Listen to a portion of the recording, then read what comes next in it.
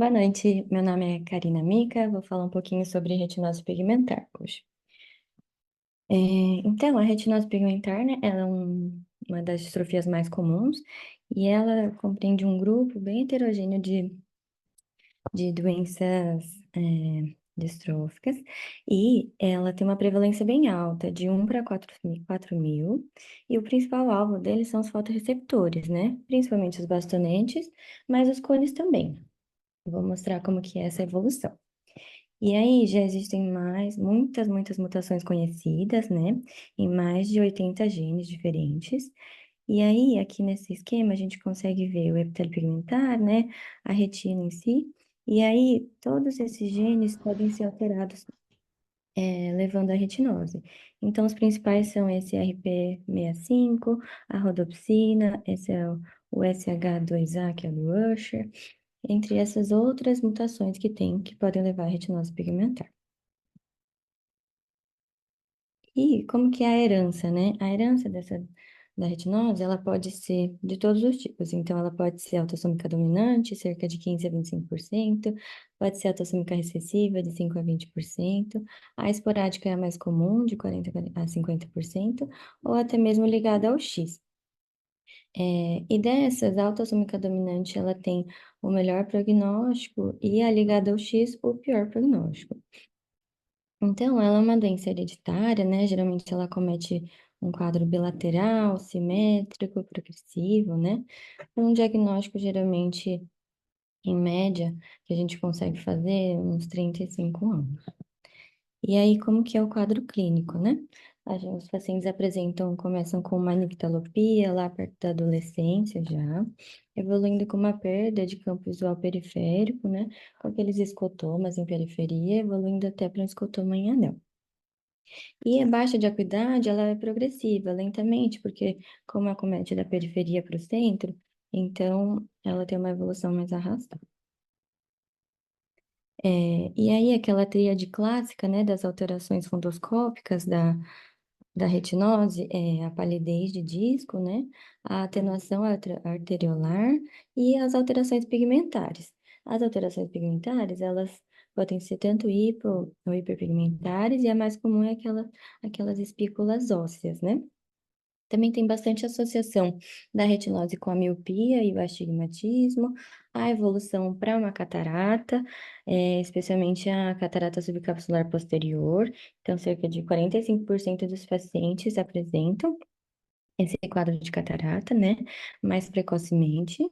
E os pacientes também podem evoluir com alterações maculares, então, tanto o edema macular cistoide, como evolução para a membrana, né, retiniana e até buraco macular. E a forma típica, então, né, da retinose pigmentar, são aquelas alterações que eu já citei, da palidez do disco, a atenuação dos vasos e as alterações pigmentares, né, mais em periferia. E aí, como ela acomete primeiro os bastonetes, ela tem aquela perda do campo periférico e depois acometendo mais o centro, né? Aqui é um exemplo de um campo visual, só achei esses campos de Goldman, que tem essas alterações. Então, a perda do campo periférico, nesse caso aqui tem só uma ilha temporal preservada, né? No eletroretinograma, o que que a gente pode notar? Então, é, na fase escotópica, aqui na fase escura, então tem a perda dos bastonetes primeiro. Então, a gente consegue ver nessas linhas aqui, a primeira linha é o quadro normal, a segunda, quadro precoce, intermediário e avançado. No quadro mais precoce, a gente vê mais acometimento na fase escotópica, com a diminuição das respostas dos bastonetes. E aí, com o avançar da doença, a gente consegue ver que tem tanto a perda da resposta escotópica como fotópica, chegando até um quadro avançado, um ERG já extinto, né? Já na autofluorescência, então a gente consegue ver que aquelas alterações pigmentares podem se mostrar na imagem da letra A é um quadro mais leve, na imagem da letra B é um quadro mais avançado. Então, podem ter aquelas áreas de hipoautofluorescência, meio moteado, né, nos locais de atrofia do EPR, E tem aquela zona de transição, que é esse anel de Robson-Holder, né? Que é uma zona de transição hiperaltofluorescente entre a área de zona saudável e a zona alterada. Ah, e esse anel, ele é um bom biomarcador de visão funcional e um bom prognóstico, né? A gente vê aqui no quadro mais leve, esse anel é mais aberto, assim, e vai constringindo, né? Com a evolução do quadro. No OCT, então, o que que a gente pode ver de alteração? Geralmente tem um quadro de afilamento, né, da camada nuclear externa, com a perda da elipsoide. Então, a gente consegue ver na imagem de cima que essa perda é mais, assim, parafoveal, né? E a imagem de baixo já mostra uma evolução de uma das complicações, é o edema macular cistoide, né? Aqui tem uma correlação entre a autofluorescência e o ACT, que a gente tem aquela perda, então, da elipsoide mais parafoveal, que coincide com aquele anel, né, de Robson-Holder que eu tinha mostrado anteriormente. E a presença a não perda, né, da zona elipsoide, ele é um bom indicador também de potencial visual, assim como o anel, que eles são correspondentes, né? A angiografia é um exame que pode ser pedido nesses pacientes com retinose, mas assim, ele mostra algumas alterações, mas quando tem o edema macular, que pode ter esse líquido macular, né? E aqui nessa imagem em si tem essa alteração vascular temporal superior ao disco, mas em geral a gente não vê muitas alterações na anjo. E aqueles são os quadros mais típicos da retinose pigmentar. Mas a retinose também ela tem alguns quadros de retinose setorial. Então, esses são os principais genes alterados, a rodopsina, esse o SH1C, entre outras, e ela pode fazer esse acometimento mais no quadrante inferior. E aí, como não tem um acometimento difuso, o paciente mantém ainda uma boa acuidade visual, eles têm um tempo diagnóstico mais atrasado, né? E o ERG, ele apresenta um quadro de uma disfunção mais leve, sem evoluir para aqueles quadros extintos que eu tinha mostrado anteriormente. E a retinose também pode ter aqueles quadros sindrômicos. Então, essas são as principais síndromes. Então, a síndrome de Usher é um dos quadros da retinose associada com outras alterações, né? Ela é uma das mais comuns, síndromes associadas à retinose pigmentar, então cerca de 10 a 20%, e ela, em geral, é autossômica recessiva. E aí ela tem três tipos, né? A tipo 1 é aquela que tem uma retinopatia já desde a infância, associada com uma surdez neurosensorial congênita. Então, já nasce com cegueira e surdez, e evolui também com ataxia cerebelar. A tipo 2, que é a mais comum de todas, essas três, ela tem uma retinopatia que já inicia um pouco mais tardio, na adolescência, e a surdez, também não é tão grave, ela é parcial e não progressiva. Já a retinose, a síndrome de Usher do tipo 3, ela é aquela retinopatia que comete os pacientes na idade adulta e uma surdez mais devagarzinha progressiva. Ela é mais rara. E aí, a síndrome de Usher, ela tem como diagnósticos diferenciais principais devido ao quadro de retinopatia e surdez, então tem aquela síndrome de Alport, a rubéola congênita e outras mucopolissacaridoses. Já a outra síndrome, né, da retinose pigmentar associada a outros achados, é a síndrome de Kearney-Sayre. Essa é uma doença de herança mitocondrial, né, que é um dos subtipos da oftalmoplegia externa crônica progressiva. Então, os pacientes evoluem com quadro de pitose importante, a oftalmoplegia, dificuldade de movimentação ocular, né? Associado, então, a essa retinopatia, com essas alterações, lesões mais esbranquiçadas, tendo também um bloqueio na condução cardíaca e associado a um quadro de ataxia cerebelar. Já essa outra síndrome de Bardet-Biedl, né? Então, ela também é uma das síndromes associadas à retinose, também autossômica recessiva, né? Associada a esse gene BDS1. E os pacientes se apresentam com um quadro, então, de polidactilia, uma insuficiência renal, geralmente associada a rins policísticos, um quadro de obesidade e hipogonadismo. Esses pacientes, eles costumam já apresentar um quadro de baixa de acuidade precoce, porque tem um acometimento macular mais importante do que a retinose pigmentar não sindrômica. E também ela tem se apresenta com pouca pigmentação no estágio de avançados. Então, é um diagnóstico um pouquinho mais difícil se pensar só no diagnóstico oftalmológico, né? Mas juntando todas as características, dá para pensar nessa síndrome de Bardet-Biedl.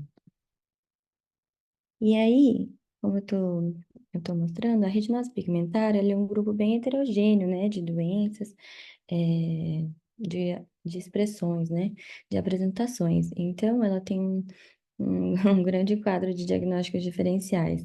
Pensando em outras distrofias, né, que podem fazer diagnóstico diferencial com a retinose pigmentar, tem a distrofia de Cones, a amaurosa congênita de Leber, a cegueira estacionária congênita, é, também faz um diagnóstico diferencial com ela.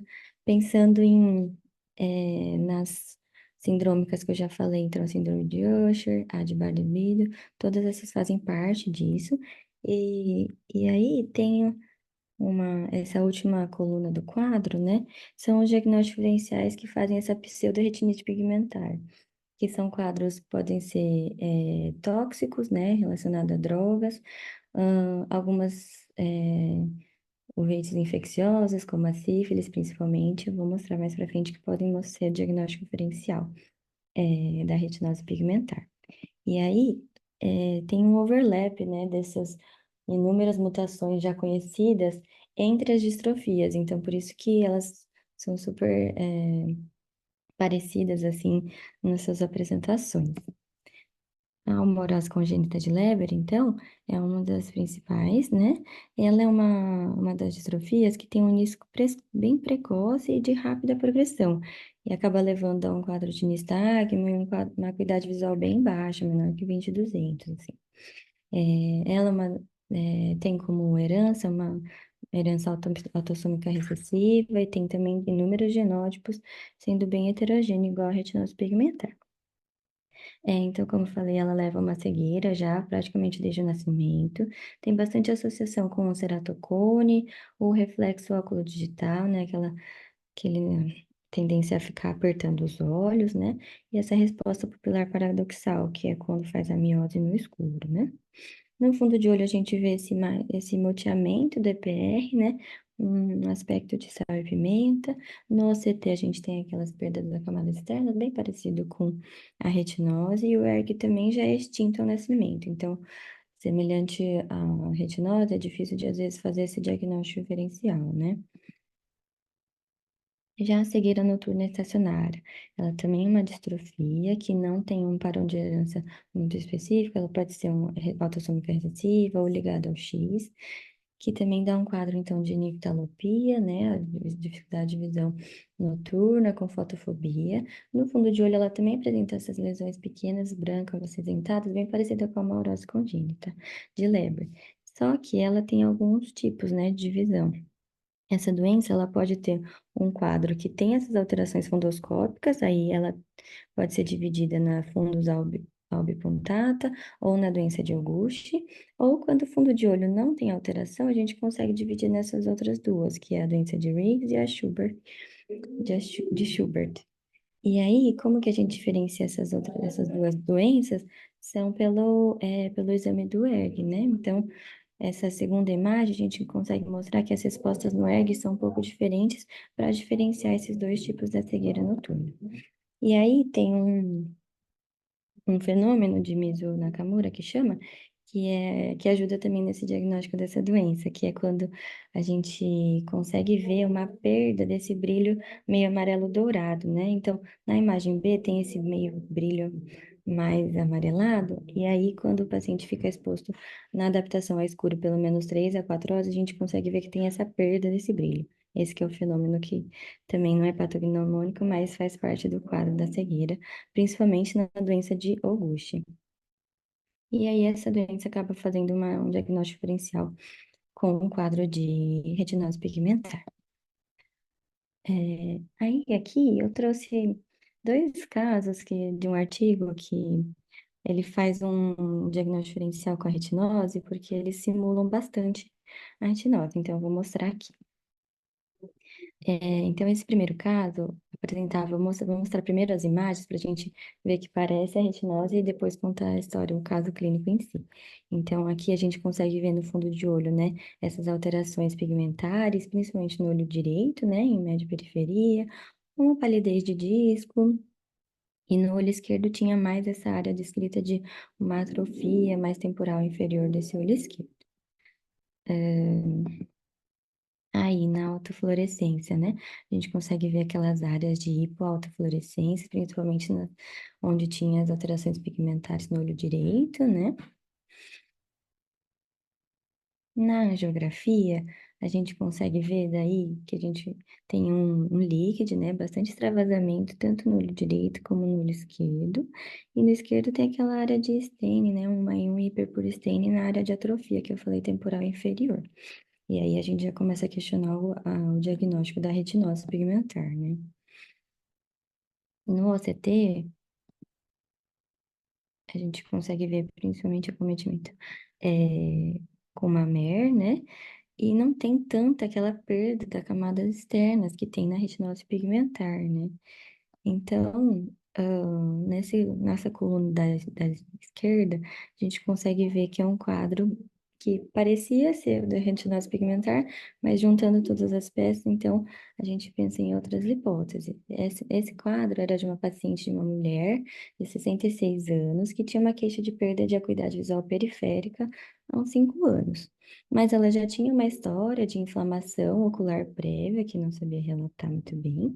Tinha uma acuidade visual boa, de 20/25 e 20/20 no olho esquerdo. No exame da biomicroscopia era possível ver célularidade vítreo anterior. E aí, essas alterações no fundo de olho, na autofluorescência. Então, a gente ficou mais com um diagnóstico de uma uveites posterior crônica, né? Que apresentou uma boa resposta ao uso do metrexato. Então, essa boa resposta ao uso de imunossupressor também fala um pouquinho contra o diagnóstico de retinose, que é uma distrofia, né? E aí, esse segundo caso, então, vou mostrar também um pouquinho. Então, na fundoscopia, a gente um pouco de vasculite temporal superior. Aqui tá difícil de ver, mas estava descrito isso no artigo, né? Que tinha uma vasculite temporal superior no olho direito. É, Aí, na autofluorescência, a gente vê um pouquinho da hiperautofluorescência mais no olho esquerdo, né? Mais periférico. Na angiografia também a gente consegue ver um extravasamento bem importante nos dois olhos, né? Extravasamento também com líquido macular. E na OCT, né, a gente consegue ver aqueles cistos intraretinianos sugestivos de um edema macular cistoide e sem perda das camadas externas também. Então, esse quadro da direita era um paciente homem de 33 anos que tinha uma queixa de piora da acuidade visual bilateral, apresentando uma acuidade 20/80, 20/125, e estava com uma suspeita de retinose pigmentar. Mas, vendo esses exames, né, e principalmente a anjo, é, a gente pensou mais numa uveíte, para ele também simulando uma retinose, e ele apresentou uma boa resposta ao uso do micofenolato. Então, eu queria trazer esses dois casos para mostrar que a uveíte também é importante diagnóstico diferencial da retinose pigmentar. Eu fiz aqui um quadro que mostra as características de cada um, né? Então, na uveíte, geralmente em relação às alterações pigmentares, como nos casos, a gente pode ver às vezes mais unilateral, né? Ou alterações pigmentares mais focais, diferente da retinose pigmentar, que geralmente é bilateral ou difusa. Só lembrando que tem aquela retinose pigmentar setorial que também pega só um dos quadrantes, mas em geral ela é bilateral e difusa. Na uveíte a gente pode ver os sinais inflamatórios, né, com reação de câmera, celularidade vítreo anterior. Na retinose geralmente não tem. O ERG também a gente pode ter alteração na uveíte nos quadros agudos, mas que às vezes se mantém estável durante o tratamento. E na retinose pigmentar a gente tem aquele quadro de alteração bem importante que pode ir evoluindo até ficar um ERG extinto. No OCT, então, a gente pode até ver na uveíte uma descobrição da elipsoide mais central e edema macular, e na retinose a gente vê aquela parafoveal, né, que eu tinha mostrado anteriormente. Na anjo, a gente pode ver que a uveíte pode ter associação com a vasculite, então, nesses dois casos, a anjo foi bem importante para a gente fazer esse diagnóstico, diferenciar essa vasculite, né, e na retinose é mais raro a gente ter esse líquido. E no tratamento, a gente pode ver que na uveíte responde bem ao tratamento com corticosteroides ou imunomoduladores, enquanto a retinose tem resposta a esse tipo de tratamento, né? E aí, pensando nisso, como é que que a gente tem de opção para o tratamento da retinose pigmentar, né? Então, eu trouxe aqui algumas opções que foram estudadas. Então, os agentes antioxidantes foram estudados para tentar tratar a retinose, porque a retina seria é um tecido que tem uma boa susceptibilidade ao estresse oxidativo. Então, como tem muita demanda metabólica, muita concentração de mitocôndria, seria assim, um alvo para os agentes antioxidantes ajudarem nesse tratamento. Mas foi visto que tanto a vitamina A como esse DHA, que é um tipo de ácido graxo, né, e a luteína e a zeaxantina, que são agentes antioxidantes, eles não tiveram nenhum estudo que comprovou um real benefício. E o seu uso, então, é controverso no tratamento da retinose. Já o uso de alguns fatores neuroprotetores, né? O que são esses fatores? Eles são algumas proteínas que são de meia-vida curta, que ajudam a promover uma maturação, sobrevida e crescimento celular. Como na retinose a gente tem um quadro de apoptose dos fotoreceptores, né, tanto bastonetes e cones, pensaram que esses fatores neuroprotetores poderiam diminuir esse quadro de apoptose. E aí foram estudados alguns fatores, esse CNTF, que é o fator ciliar neurotrófico, o BDNF, que é o fator neurotrófico derivado do cérebro, e só foram vistos benefícios por enquanto em estudos em animais. E é difícil continuar esses estudos, porque como eles estão de meia-vida curta, tem uma necessidade de ficar reaplicando, e aí por isso que tem uma escassez desses estudos. Então, por enquanto, não tem nenhuma evidência desse uso desses fatores. Já a terapia gênica, né?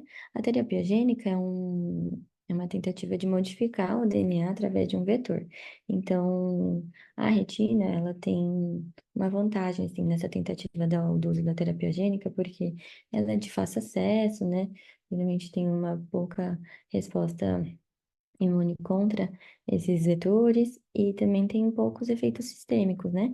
Então, esse Luxturna já é uma das terapias gênicas aprovadas, né, para os pacientes que têm uma mutação comprovada no RP65.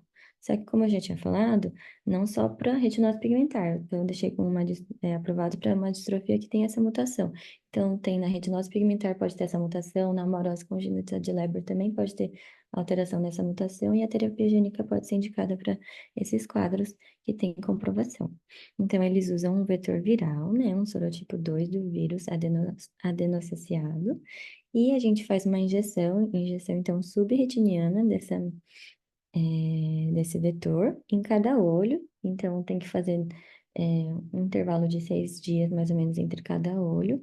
E aí foi já visto nesses estudos de fase 3 que teve uma melhora da função visual e da sensibilidade à luz. Então, é uma medicação já aprovada, uma terapia já aprovada pela FDA desde 2017 e pela Anvisa desde 2020. Então, essa terapia pode ser realizada em pacientes a partir de 1 ano de idade. E mais recentemente, agora dia 5 de agosto, foi aprovada pela FDA, ele liberou para realizar esse programa ele escreveu como um programa de acesso expandido, mas é para concluir a fase 3 desse estudo, que é dessa terapia gênica com óculo OCU 400, né? Que é uma terapia gênica para as pacientes que têm uma distrofia com mutação no gene da rodopsina, que é o RHO, que também é uma das principais genes alterados, tanto na retinose como na amarose congênita de Leber. Então, essa fase 3 vai ser realizada a partir de agora. com 150 pacientes, dividido em metade em controle, metade dos pacientes que têm mutação, e aí cada braço desse estudo vai receber um tratamento, né, na proporção de 2:1, com essa injeção subretiniana desse óculo 400, visando o Cigene da rodopsina. Então, foi aprovado agora em agosto desse ano. Já o transplante de células embrionárias, né? Esse transplante, ele consiste, então, em substituir as células não funcionais por células funcionais, então, saudáveis, por meio de precursores, então, ou fotoreceptores ou stem cells, que são as células pluripotentes, né? Então, como que isso pode ser feito, esse transplante de células? Em geral, a gente usa essas células pluripotentes, elas podem ser ou células embrionárias humanas, ou esse iPSC, que são células, stem cells induzidas sem ser de doadores humanos, né? E aí, essas iPSC são mais promissoras, né? Porque não tem aquele risco de fazer, de pegar um transplante de células, então, de outro humano e ter o risco de rejeição e ter que ver a necessidade de ter algum doador dessas células, né? E aí, esse transplante com iPS já está sendo feito em estudo com esse enxerto em pacientes com DMRI neovascular. Então, alguns estudos já estão demonstrando o benefício que em pacientes com DMRI não está tendo nenhum efeito adverso importante e está fazendo esse transplante de células lá subretiniana mesmo e sem a necessidade de imunossupressão. Então, por enquanto, ainda não tem nenhum estudo comprovado para retinose, mas ele está em andamento. E aí, o principal efeito adverso que foi visto, né, desse transplante de células de stem cells subretiniano é que as células pluripotentes acabam, às vezes, se transformando em miofibroblastos. E os miofibroblastos acabam fazendo uma fibrose e uma atração retiniana importante. Então, esse é um dos efeitos adversos que está sendo estudado para a gente evitar nesse tipo de transplante de células embrionárias. E a prótese de retina, né? Então, são aparelhos que induzem a atividade neural por meio de estímulos elétricos. Então, já tem alguns aprovados, né? O Argos 2 é a primeira prótese de retina que existiu aprovada. Ela é uma prótese epirretiniana. E aí, essa imagem aqui. Então, é adaptado esse óculos que tem uma câmera e ele converte em estímulos elétricos que estimulam lá a retina, mais fica epirretiniana. E aí ele acaba por dando uma visão funcional, assim, discreta, mas não tão boa assim para deixar os pacientes bem independentes, sabe? Esse Alpha AMS é uma prótese alemã, já é um implante subretiniano wireless.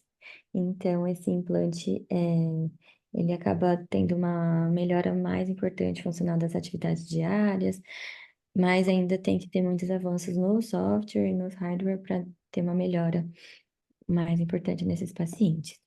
E esse Brainport Vision Pro, ele foi resumido como See with Your Tongue, porque tem uma videocâmera, então, nessa parte da frente, que estimula a superfície da língua. Então, essa outra parte do aparelho tá na boca, e ele acaba estimulando a superfície da língua, tentando é, demonstrar, assim, interpretar formatos, tamanhos e movimentos. Esse é o mais recente que tem. Mas essas próteses, assim, são para os quadros mais avançados, né? Onde o paciente já tem uma cegueira importante, para a gente tentar reabilitar um pouquinho mais o paciente da retinose pigmentar, que acaba evoluindo para uma cegueira bem importante. Então, aqui tem um resumo do tratamento, né? Dos tratamentos que a gente tem.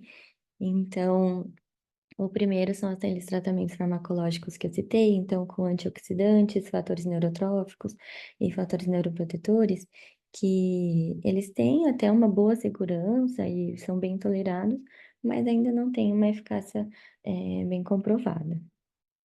A terapia gênica, elas podem evitar bastante a evolução da doença se aplicadas precocemente, né? Mas elas não regeneram as células já perdidas. Então, tem uma indicação de fazer já nos pacientes que estão nos estágios mais precoces para a gente diminuir a evolução da doença, né? Já o transplante das stem cells, né, que é a seleção de células embrionárias, ele tem a capacidade de regenerar as células perdidas. Então, parece ser mais promissor que a terapia gênica, só que ainda tem aquelas dificuldades éticas e de segurança para conseguir realizar os estudos mais robustos para comprovar sua eficácia. E a prótese de retina, né, que são mais aplicadas para os casos avançados, né, de cegueira já, onde os pacientes já têm uma retinose mais importante, e só que ainda são, assim, bem rudimentares, eles não têm uma tecnologia tão importante que ajuda tanto nesse processo de visão funcional desses pacientes com retinose. E aí, de perspectivas, né, tem está sendo estudado esse Clustered Regularly Interspaced Short Palindromic Repeat, que é um sistema, na verdade, de clivagem do DNA guiado por um RNA de origem bacteriana, que ele permite, é como se fosse uma terapia gênica, só que mais específico. Ele tem um potencial, assim, de editar o genoma humano. Então, assim, ainda está em bastante estudo, não tem nada comprovado ainda, mas que para essas distrofias hereditárias e outras tantas doenças, pode ser um futuro, né?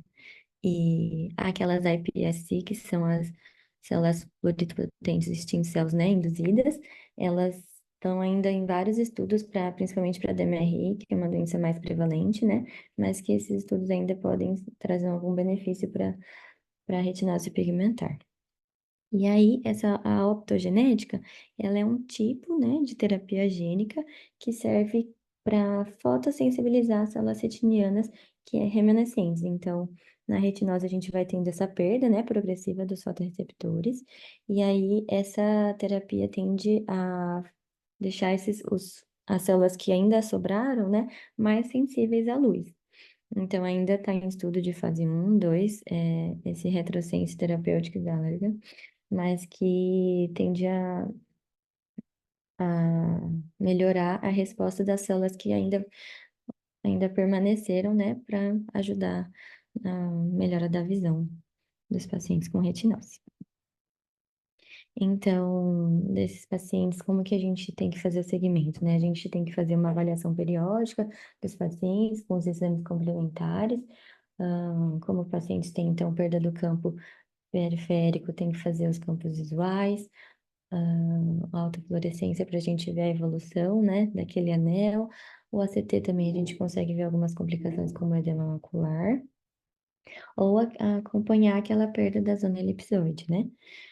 E a gente tem que tratar algumas complicações, né, como a catarata, que eu falei que é bastante comum nesses pacientes mais precoces, e o edema macular cistoide, né? Então, vai ter a próxima aula especificamente do tratamento de edema macular cistoide em pacientes com distrofia, então eu não vou falar muito, mas a gente pode tratar, então, principalmente com inibidores de anidase carbônica, né? O uso tópico de 8 em 8 horas, e se não responder, o uso via oral. Mas um tratamento mais específico a gente vai ver na próxima aula da Andressa. Então, também é importante para os pacientes da retinose lembrar de encaminhar para geneticista para fazer o aconselhamento genético, né? Essa doença pode ter vários tipos de herança, como eu já mostrei, autossômica dominante, recessiva ou até esporádica, então tem que orientar bem os pacientes em relação a isso e fazer uma terapia multidisciplinar, né? Que os pacientes evoluem para uma cegueira importante e uma perda da qualidade de vida importante. E aí encaminhar para reabilitação visual e, se necessário, aplicar o uso das próteses retinianas. Então, era isso que eu queria falar. Muito obrigada.